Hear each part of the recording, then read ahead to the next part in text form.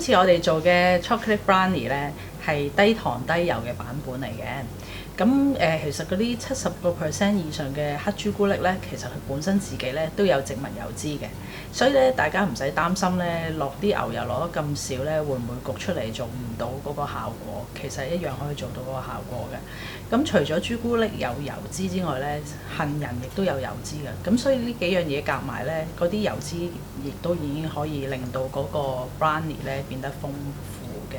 因為我都落咗好多 nuts 啦，咁所以其實佢個口感咧都可以填充翻，令到咬口咧會豐富啲嘅。咁所以呢個版本較為健康啦，唔會太甜。咁記住 subscribe 翻我哋嘅 YouTube channel Alice Lab， 同埋撳翻個鐘仔。下次見，拜拜。